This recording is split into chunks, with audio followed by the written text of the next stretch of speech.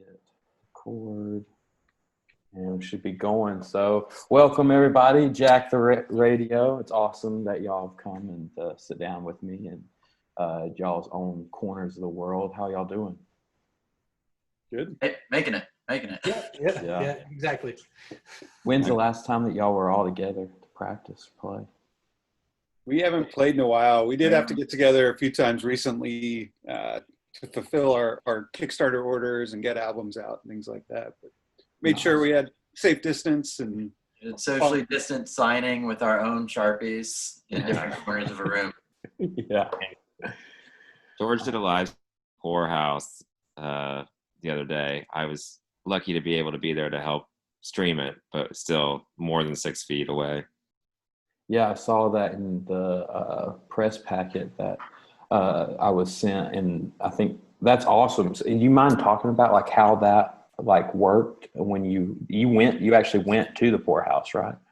Yeah, generally when you put out an album under normal circumstances, you do a CD release show or an album release show.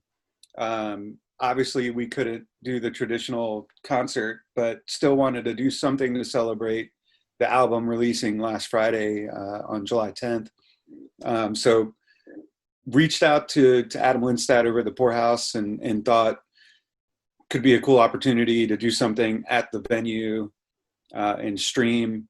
We discovered we are not pros on streaming video, but apparently there's magical ways to stream to multiple websites and things like that. So it's something I hope we can do again.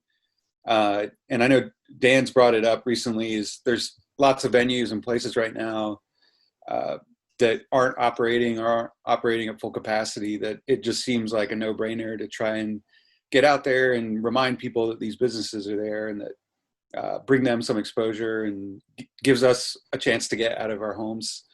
Yeah. And the Poorhouse venue might be closed, but the Poorhouse record shop is still open. Absolutely. Selling albums. So we wanted to make sure we supported them as well, and got our album into the record shop there. And yeah, overall I thought that was a really fun event.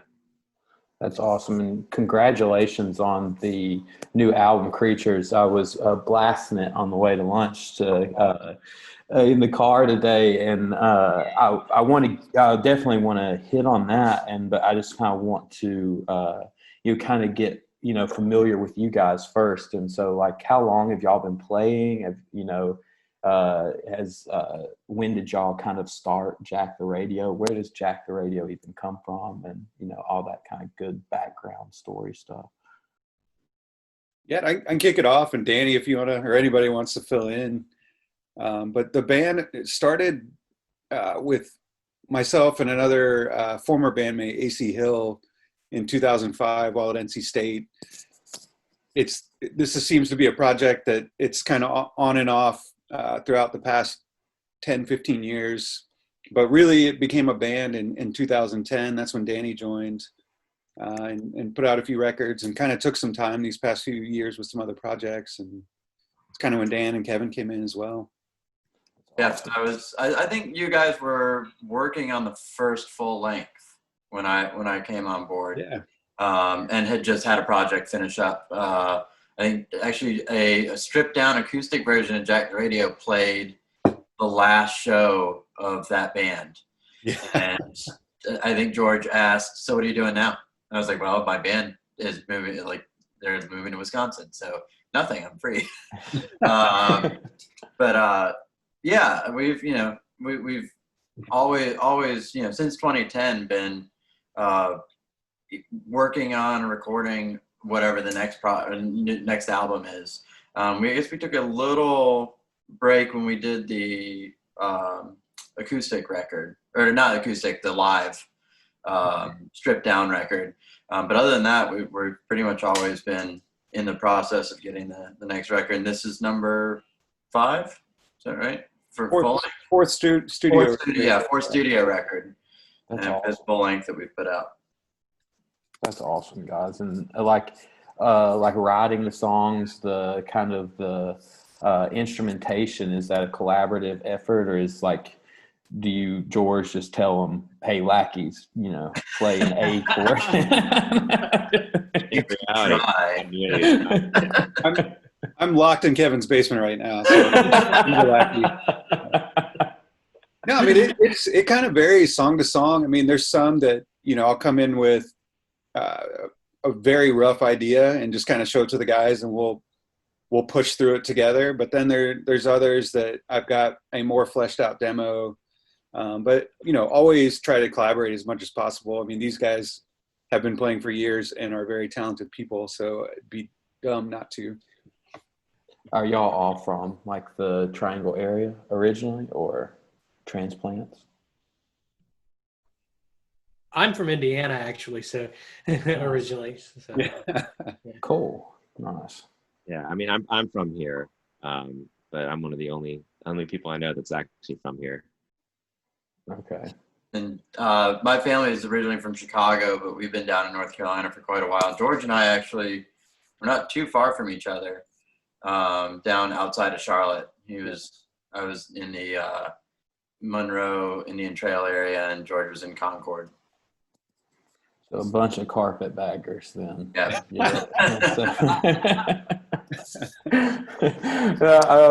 Let's jump into creatures. I mean, how long did that take y'all to kind of manifest, and when did you start working on creatures?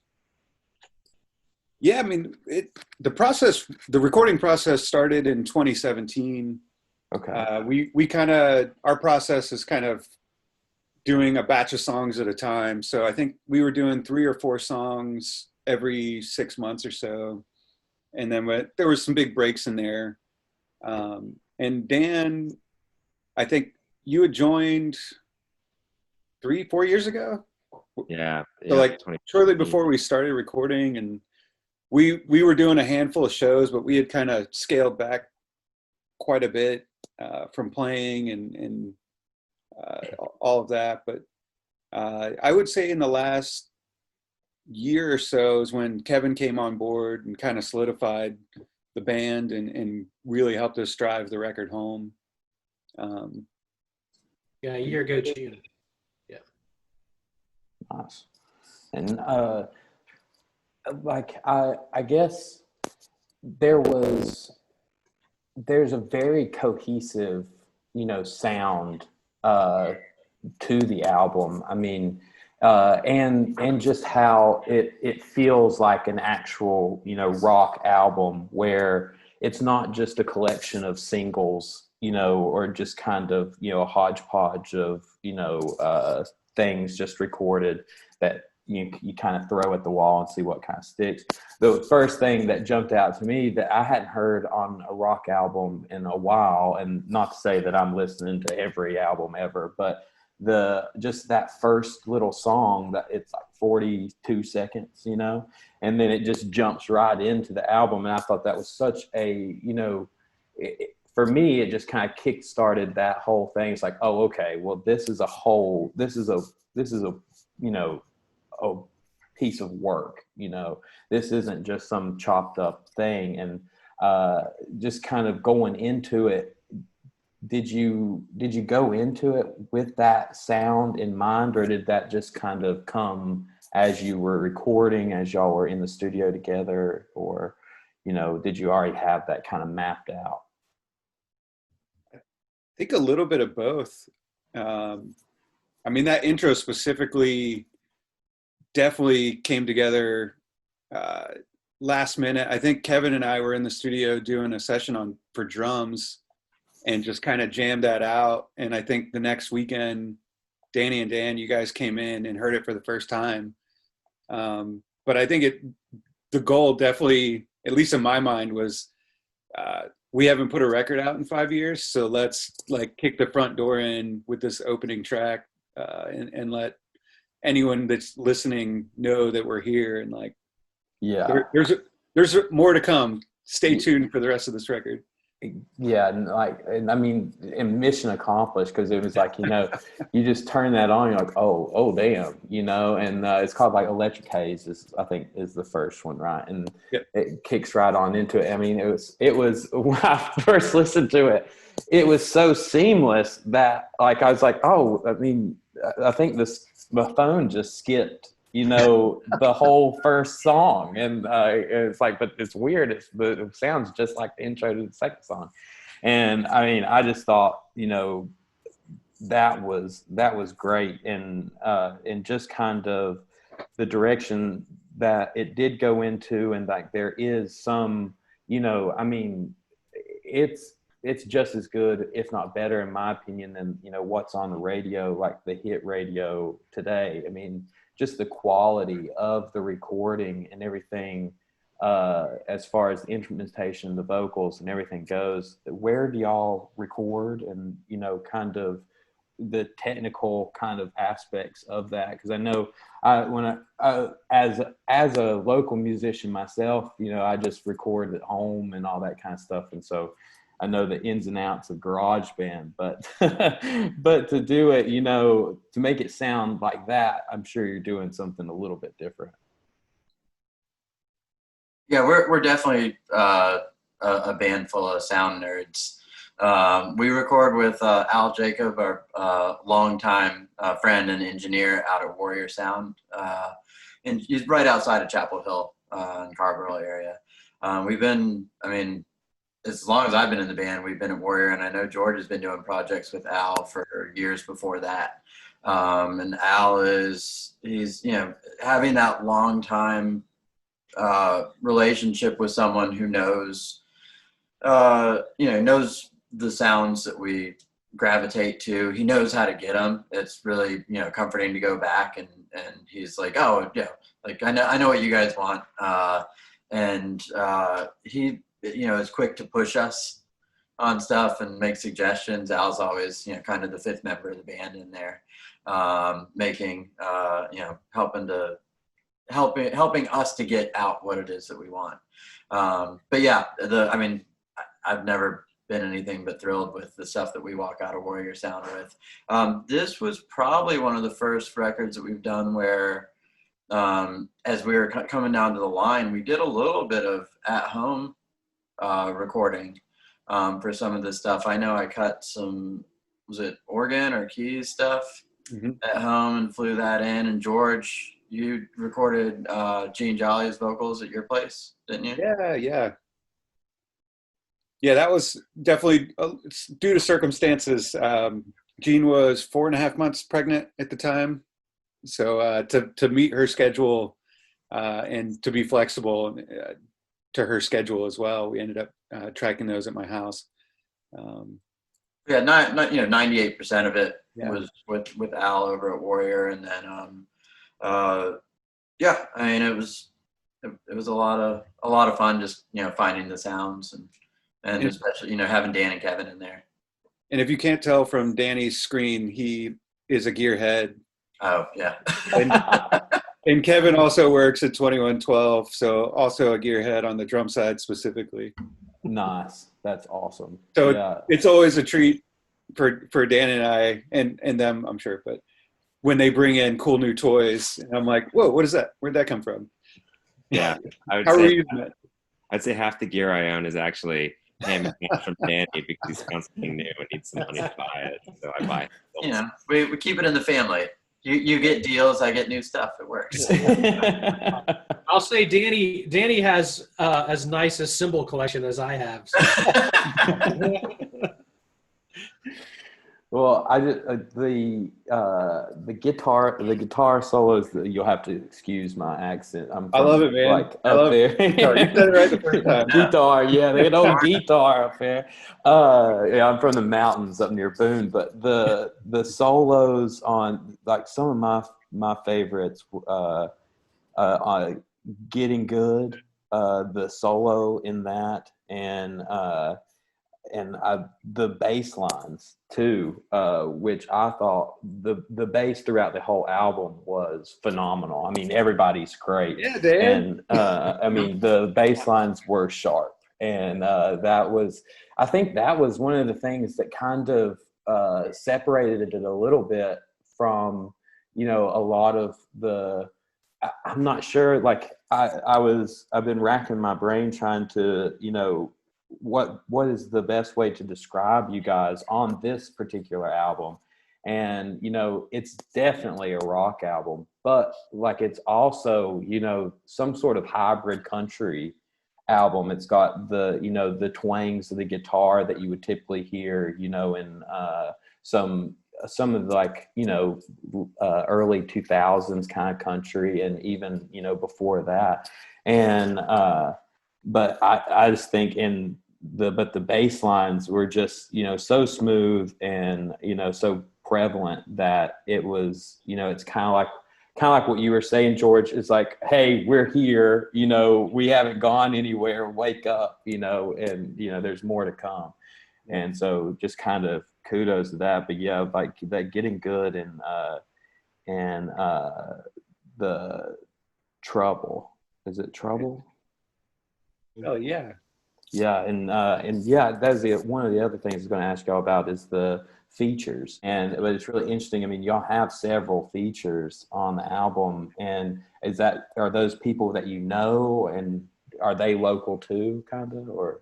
Yeah, the three featured singers, Tamisha Waden, Jean Jolly, and Lydia Lovelace, are all local to the area, and people we've either known or seen live or performed with, and I think just was looking for an excuse to collaborate with them in some way, shape, or form. And as we were recording these songs, it was like, Jean would sound great on this song. I wonder if she would do it. Or when we got to Getting Good, it's like by far the most country song on the record, and it was like, wonder if Lydia would do harmonies on this. And then she came in, and honestly, we had originally planned to just do some harmonies on the song, and she came in and started laying her part down, and it was like, nope, this is going to be more of a duet. Like, so very fortunate. And Tamisha as well. I mean, she came in to record on 2 songs, and I think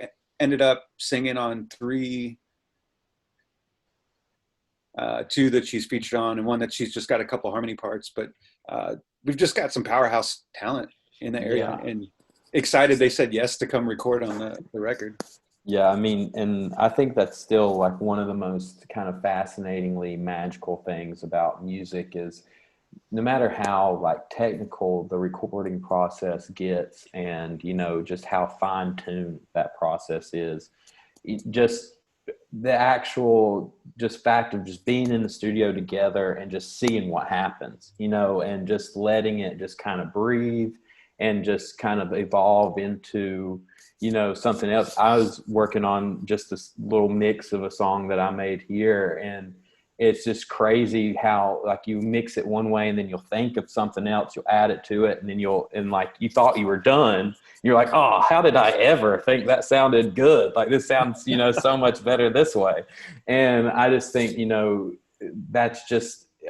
that's one of the traits of just a really good, I think, band, just a cohesive unit that, you can just go in there and work things out. And that kind of leads me into the next area of the whole, the crisis of the world ending, basically, and how did that, play in a factor recording this? I know y'all started in 2017 but just came out, last Friday, and just kind of talk through just like the process, even, the marketing side, like we were talking about the Poorhouse, and just having just to kind of on a dime, just switch gears and totally come up with a new plan from scratch. Yeah. And I can start this and anyone jump in, but, luckily we finished the in-person recording process before COVID really broke out in the US. So we weren't having to figure out clever ways to be one at a time in the studio or anything like that. But we definitely we were kicking off our marketing rollout for the album in March. And we were planning to start that April 1st, which we ended up ultimately deciding to push that rollout out a month, partially because we weren't sure what was going on, partially just turnaround times, getting physical goods. We did make vinyl records for this and CDs. Nice. And the vinyl records took about 3 weeks longer, so almost a month longer, just to physically land here in Raleigh. So logistically we had to, but there were a lot of other things that we talked about back and forth. Yeah, I would say I know Dan and I, we had conversations really early on when we were talking about like, so how much do you delay? And I think we were having late night like FaceTime discussions over like, I don't foresee this, like we were calling it pretty early that this we're unlikely to play a live show in 2020, and started looking at the ramifications of trying to wait until stuff got back to normal, and realized that may not be in our near future or distant future. Yeah, there's a lot in this that's like, okay, well, so now what do you do if you're a musician, right? Trying to decide. We talked a lot about even postponing the record until next year and that kind of a thing, but then finally just kind of decided that, well, right now people need something positive, and hopefully we can add something positive to the world by putting it out. So I hope we did that. Yep.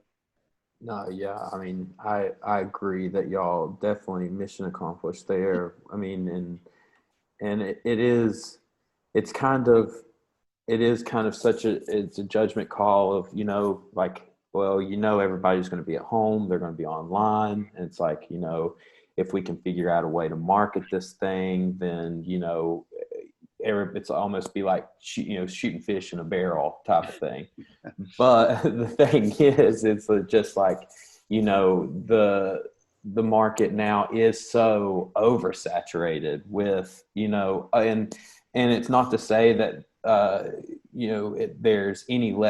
there's less talent out there. I mean, there's just so many good, bands and artists and everything out there now, and that it's just so accessible to get your music out there.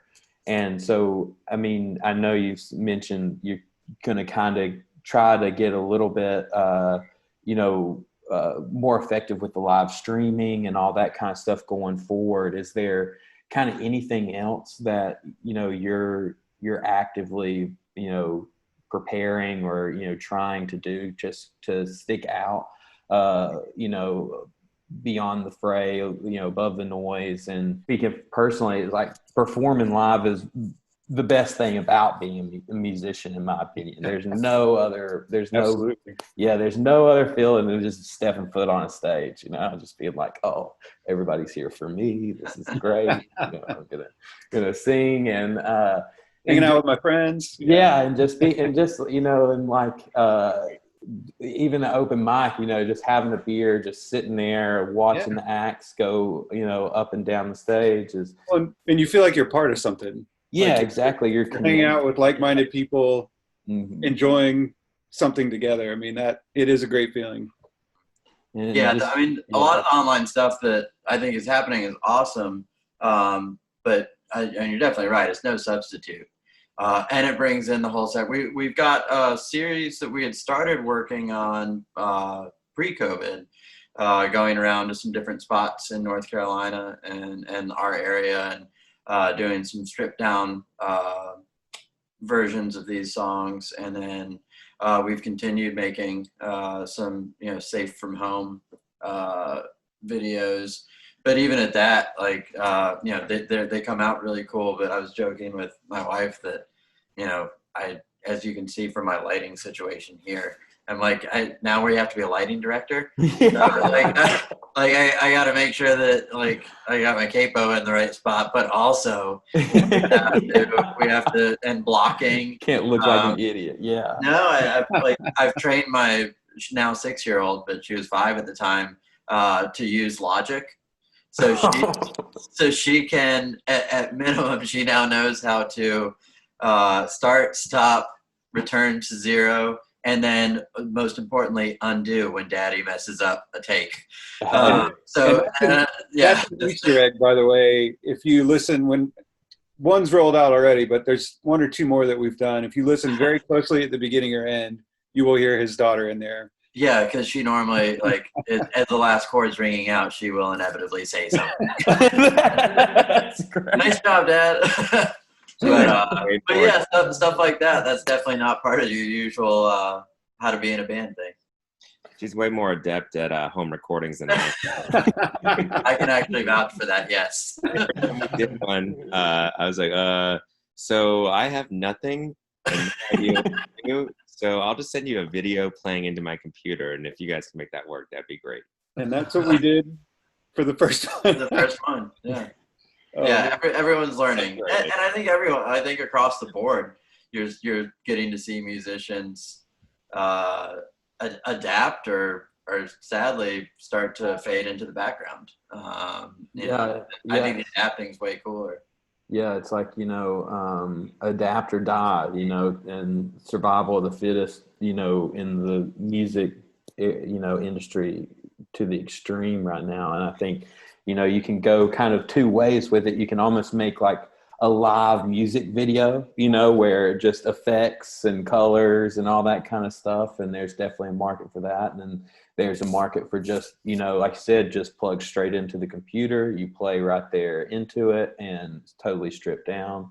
And, but I think, probably there's a balance, somewhere between there. And, it is scary, for, musicians who haven't, really found a really solid footing, that are just kind of, treading water, wondering, I'm a Craigslist addict. And so I'll go on there and, I'm not as big of a gearhead as Danny, but I've got some gear and, but I can't help but to think that it's like, if some of these stuff or people listing, the stuff because like, they've either lost their job or, they just can't, consciously in good faith, just keep, all this kind of expensive equipment if they're not going to be able to play live, and being able to play live was just such a big,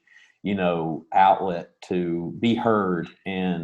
But I think like you were saying, it's just about, how you adapt. And, if you, and I think the one thing that stays constant throughout time, throughout, any sorts of like ups and downs of the music industry, is that it's honestly just how much you want it. How bad do you want it? And, if you want it bad enough, you're going to be able to make it happen, or, at least you can, die saying that you at least tried and gave it your best shot. But, I just think that, it's going to be a very interesting world that we come into once this is, or hopefully when this is all over. Well, not to get too deep into it, but I mean, Please I feel like deep into it. I feel like we included, but bands in general have been having to adapt for the past 20 plus years with music going digital and CD sales dropping. To was in a band in the mid like 2008 when gas prices went nuts, and just touring got so expensive that it was knocking off bands that couldn't afford to tour because they weren't getting those big guarantees, that you have to figure out other routes of revenue. And I feel like this is a whole new scenario that I would have never predicted, that it's now like, okay, we can't tour at all.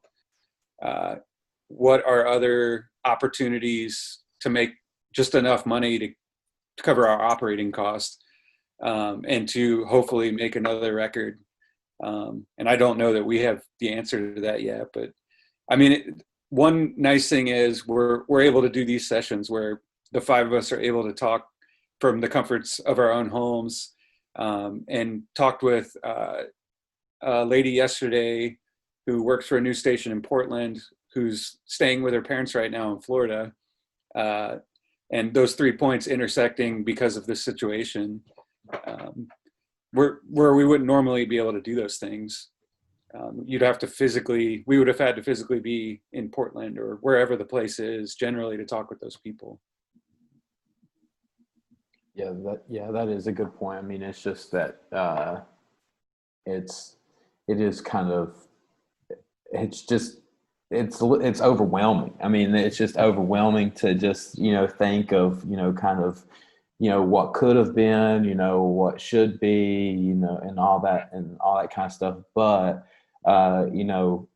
for me too, it's like I probably wouldn't have found the Triangle Music Collective if I wasn't stuck on the computer, and I wouldn't be sitting here talking to you guys if all this wouldn't have happened. Now, this depending on where you're sitting, you might I would hope that might not have happened, but it's just kind of taking it as it goes, and I think wherever you are, it's good to look on the bright side. It's good to look at that. What are some positives in the midst of any negatives that are happening? It's hard to do, but it's good. It's good to try and do that. I think musicians, especially, like, we have gallows humor anyway about everything, and I think you're seeing musicians jump on that like very quickly. First off, they're like the quickest to be like, we need everyone to get on board and make this go away now. But was it Caleb Cottle Repo? I think mine froze.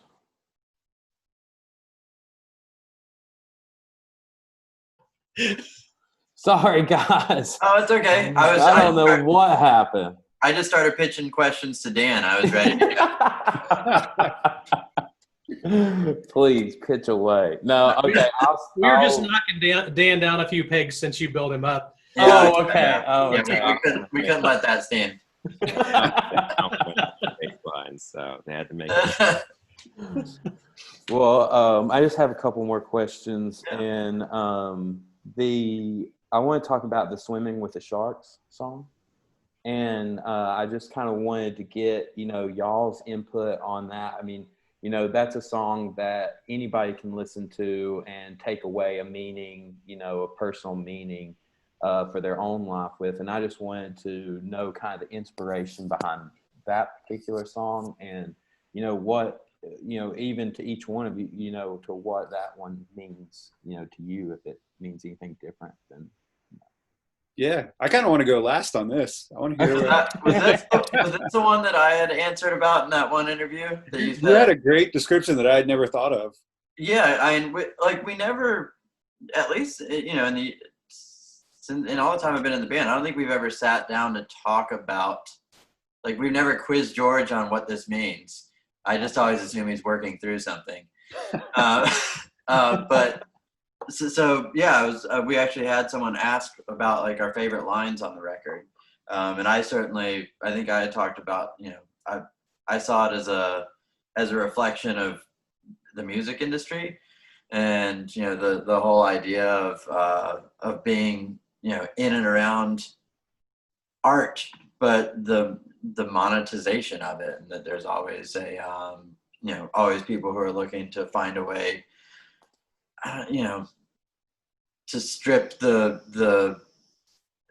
take the fun out of it, but also to make to remind you that it's a business, that if you're trying to do it that way, if it's really something you want to do, that it is a business. And as I was reading through those lyrics, I just kept reading it as George talking about, the sharks that might surround you in any form of art. That's very fascinating, and it makes total sense. And I can't wait to now, after we hang up, and go back and listen to it again. And with that in mind, but keep on going, go down the line. What's it mean to the next one? And if you guys don't have an answer, don't feel like you gotta. Danny said it about as well as I could. Yeah. Yeah. I don't want to try to shoehorn a meaning in that's not there. Dan doesn't know any words of the songs. on the No, I mean, my original intent, and I love that there's other meanings, and that Danny saw something else in the song that I didn't see, but it was just a social commentary on like the state of our country, basically, and basically just ended up with it's the same shit, different day. But I think it can totally be applied to your job, to a relationship, anything that you're feeling external pressures and being pushed around, perhaps, is the general underlying meaning that at least I had in mind initially. But again, love that you saw something else in it. A little disappointed to find out that it's not actually about sharks. On it, like I've been watching Shark Week. It's a failed Myrtle Beach. Yes. That makes sense. Oh, Come wow. swim with the sharks. Yeah. That's That's taking on new meaning. We watch Jaws a lot. We really like, just the ocean life. But what about the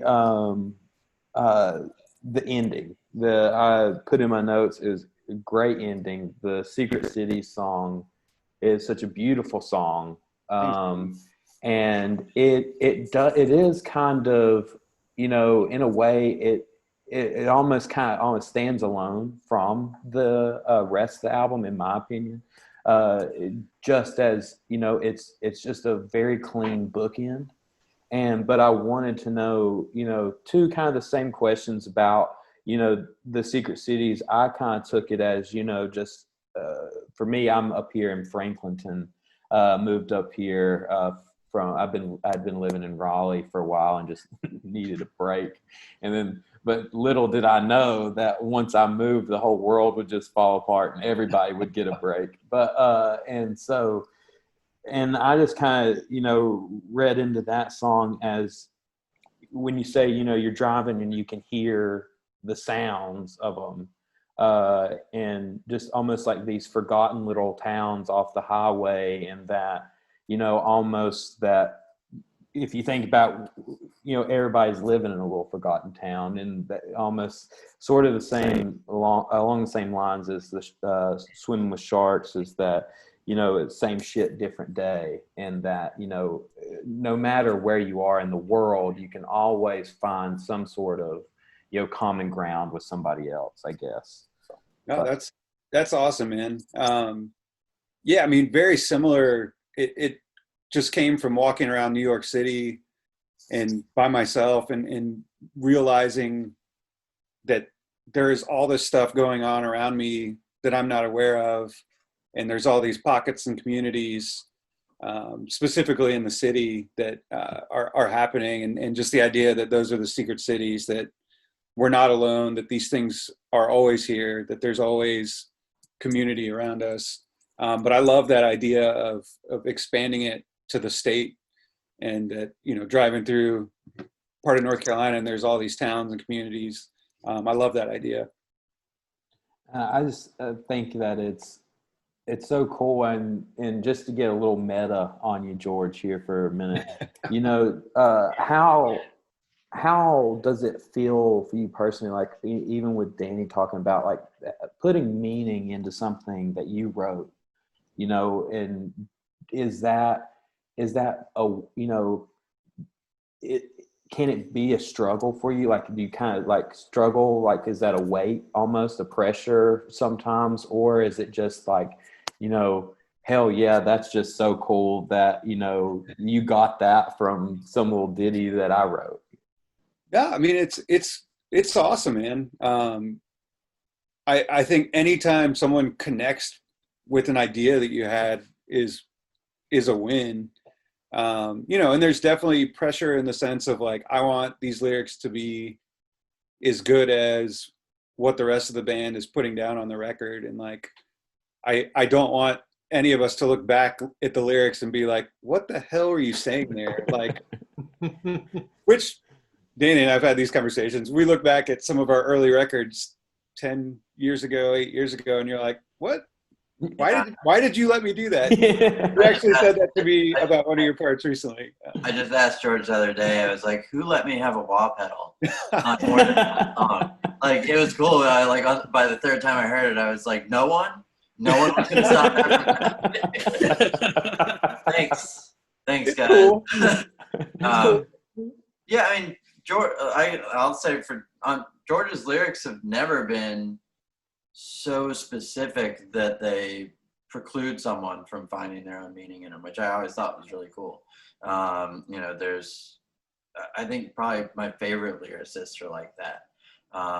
That they, write, they paint the picture, but they don't necessarily nail you down to a particular thing, nor do they even a lot of times answer the question. So, you read these interviews with these top tier songwriters, and they'll ask what it's about, and they're like, what do you think it's about?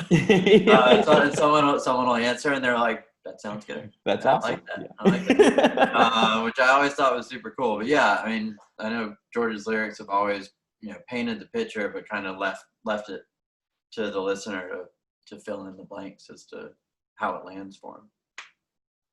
Yeah, I think that's just, to write a song is an art in itself, and to write a song good is definitely, something too. But I think, it just shows how much as a band that y'all have grown, that y'all have come from, that you continue to learn, like for instance, the wah pedal. It's like, you had to try. I will one or two songs where I'll still defend it. Yeah. So a couple where I get to say and I think, that just goes to like the, what we were talking about before, adapt or die. And, y'all are a very great example of just how to adapt in a wild industry that, and that y'all have been, doing this for a good bit now, and that, you found success, and you have made things that, will,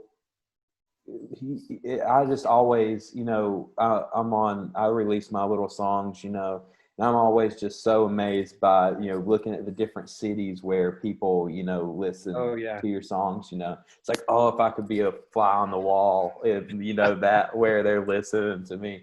And, y'all are putting out, major, your big studio albums, and, touring, and, doing all this press and marketing. And I just want, kudos to you guys. And I really hope that, when people look y'all up, listen to your music, and I'm sure they will just walk away with that kind of inspiration of just like,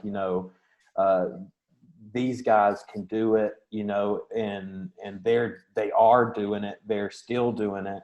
And, end of the world be damned, they're rocking out, on the front lines. And, and that little segue is, for my last question. I know you said that it is kind of, all out, up in the air at this point of, what comes next as far as the next album and getting it recorded and all that kind of stuff. But just in your own guy's mind, do you see a continuation of the sound that you created on Creatures, or, are you looking, are y'all in a different mood now where you're kind of, let's go funky, or something like that? What's the next step for Jack the Radio? First of all, I'll say you are very kind. We're still figuring things out with everybody else. We're still finding our footing. But thank you for all those kind words on the band and the album. I think as far as what's next, man, I'm hoping we can do more virtual events like this. We can do some more live streaming events. I hope we can figure out at some point how to do in-person events where everyone feels safe. And I think as far as the sound, I would love to hear what the other guys have to say, but I think oddly enough, I think the album we made feels comfortable right now, musically and lyrically, that I don't personally feel like we need to write angst songs just yet. Ask me in 2 months, maybe that'll change. I'll say the first thing that I thought went on Friday when the record came out, and of course I'm very proud of it, as I think we all are, was that's a great record, and now I want to make a better one. So whatever that means, I want to make a better one than this. Ever please, Kevin. That's right. I'm never satisfied. That's awesome, man. Hey, you need somebody like that. That's a to good person to Kevin's have. point, I don't think any music is to write the same album twice. So Yeah. what that means, I mean, I think it's too early to tell, but I think it'll definitely be growth, new directions. But I mean, going this right now, trying to figure out how to get other people. Dan's got a drum machine and a synthesizer now, so I imagine his Moog is gonna roll its way onto the next record somewhere. Oh man, Might I be a can't wait three-piece. for that. Yeah, I think we have like 300% more synthesizers now post in a post-COVID world or a current COVID world than we did in the pre-COVID world. Well, and Landon, you bummed me out because I've been on a light reverb tear over the lockdown, and now you got me thinking about like whatever the sad stories are behind the people selling that stuff. I'm like, I know. I don't know why I thought of that, but it makes Craigslist that much more depressing. yeah, anytime you see a deal now, you're like, It's like, I can't lowball this guy. Man, yeah, that's true. Yeah. Oh man, George I feel is like there is also there is a song in there, man. yeah, Oh, I yeah. saw when he did this. That was yeah. If y'all write that song, my name better be like on the byline of that. We're gonna call it Landon Gray. We're gonna call you to find out what rhymes with Craigslist. All right. Well, just before I let y'all go, I just want just like to get the lowdown on this comic book, on the comic books. How did that start? You know, what is that? Because it's beautiful. The art in that little, I mean, it's great. Did you do that or did? Yeah, that was something that came about towards the end of the recording process. There was 2 songs in particular, the title track Creatures and Don't Count Me Out, the second track on the record, that lyrically seemed to have a start, middle, and end like a story would, even though it's open-ended. And just thought it would be super cool to get sequential art done for it. So reached out to a couple of artist friends to see if they would even be open to the idea, and they said yes, and from there it was like, let's do another, see if I can find someone else for another song.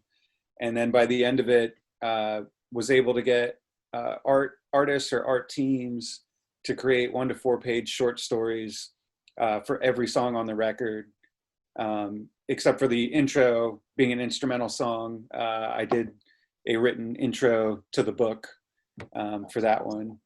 But yeah, I had some great collaborators in the art world.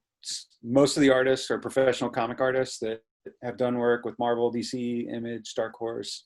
And then some of them I knew, some of them I just reached out to over the internet, and was doing the bulk of the work in March and April. So it was a lot during COVID. So wasn't sure what was going to get done, but was excited that was able to finish it. Was able to also find a publisher in New York, A Wave Blue World, that helped get the book out and distribute it in comic shops. That's awesome. And now does that come with the, like, if you order the record, or do you get a free comic book, or do you have, or is that, So we is do that extra? We do have the bundle on our website with the vinyl, the comic, and I think Go ahead and shout out your website too. Yeah, jacktheradio.com. Awesome. Yeah. Awesome. Yeah, I mean, well, guys, it's been such a pleasure talking with each and every one of you. Have really enjoyed this album, and I'm sure I'm going to keep enjoying it. I mean, it's a great just summer album. You know, I mean, it's a great album for any time, but, you know, just to be outside, you know, cruising in the car, you know, inside hot. I mean, it's a great song, you know, especially or great album, Crack a Beer too, you know, all that good stuff. Good But and I just want to say I appreciate you guys for being, you know, in the music industry and keeping it going, and, you know, just thank you for the great music and everything that y'all do. Thanks, man. Thanks, Landon. Thank you for having us. Yeah, no problem. And hope to talk to y'all again soon. Yeah, hope to see you in person one of these days. Yep. Yeah, that'd be great. Yeah, Yeah, I'll man. sell some tickets for you at the door. Awesome. There you go. Awesome, buddy. Awesome. Y'all stay safe. Yeah, Cheers, thanks, everybody. Best. See ya. Later. See you. Bye.